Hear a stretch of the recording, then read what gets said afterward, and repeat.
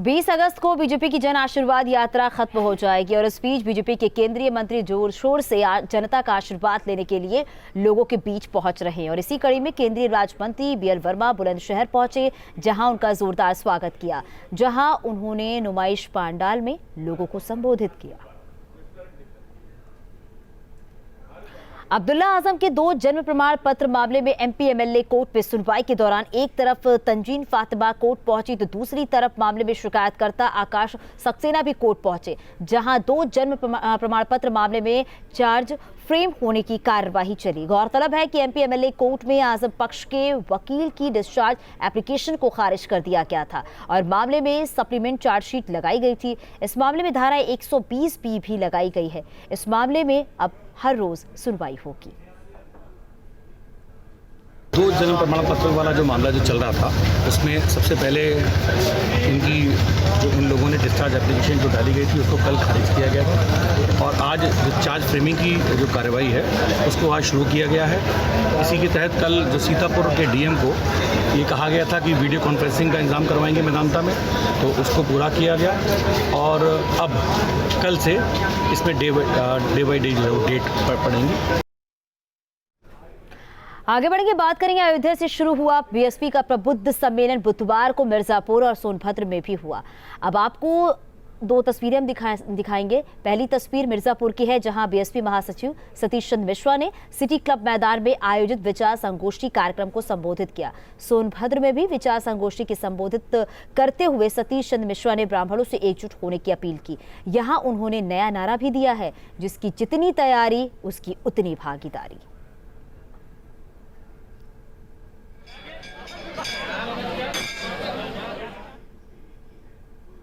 दो 2022 के विधानसभा चुनाव से पहले बीएसपी ब्राह्मणों को साधने की कवायद में जुट गई है, जिसके चलते बीएसपी जिले दर जिले प्रबुद्ध वर्ग सम्मेलन आयोजित कर रही है। इसी कड़ी में आज गाजीपुर और आजमगढ़ में बीएसपी का प्रबुद्ध वर्ग सम्मेलन होगा। बीएसपी के राष्ट्रीय महासचिव और राज्यसभा सांसद सतीश चंद्र मिश्रा आज गाजीपुर और आजमगढ़ में सम्मेलन को संबोधित करेंगे। वहीं बुधवार को सोनभद्र में बीएसपी का प्रबुद्ध वर्ग सम्मेलन हुआ, जहां सतीश चंद्र मिश्रा ने अपने विरोधियों पर जमकर निशाना साधा और इस दौरान उन्होंने कहा कि बीएसपी सर्वजन हिताय सर्वजन सुखाय की नीति पर काम कर रही है। समाज पार्टी सर्वजन की पार्टी है, सर्वजन हिताय सर्वजन सुखाय की बात करती है और हमारी नेता बहन मायावती जी इसी को लेकर के आगे चलती हैं, सर्वजन को लेकर के चलने का काम करती हैं, भाईचारा बना के, और इसीलिए और कानून द्वारा कानून का राज स्थापित करने का काम बहन मायावती जी ने उत्तर प्रदेश में किया। 5वीं बार भी बहन मायावती जी मुख्यमंत्री बनेगी। कानपुर में बिठूर विधानसभा सीट से विधायक अभिजीत सिंह सांगा का एक विवादित बयान सोशल मीडिया पर वायरल हो रहा है और इस बयान में वो ये कहते हुए सुने जा सकते हैं कि किसी में इतनी हिम्मत नहीं है कि यहां ताजिए दफन कर दे। आज देश में मोदी की सरकार है और प्रदेश में योगी की सरकार है और योगी की सरकार में ऐसे अराजक तत्व की ये हैसियत नहीं पड़ेगी कि यहाँ की धरती पर आकर के कर्बला बनाने का काम करें या कोई ताजिया दफनाने का काम करें, ये उनकी हिम्मत नहीं पड़ेगी। आज ये मैं चुनौती देने का काम उन लोगों को करता हूँ। अगर यहाँ ताजिया उठेगा तो लखनऊ की विधानसभा में छोड़ दूंगा और यहाँ पर आकर के बैठने का काम। साथियों, यहाँ पर ताजिया तो दफन नहीं होंगे, लेकिन यहाँ पर उनके इरादे दफन कर दिए गए। कानपुर के बिठूर से विधायक अभिजीत सांगा ताजिए वाले बयान को लेकर विवादों में हैं और ऐसे में न्यूज स्टेट पर उन्होंने बताया कि आखिर उन्होंने विवादित बयान क्यों दिया।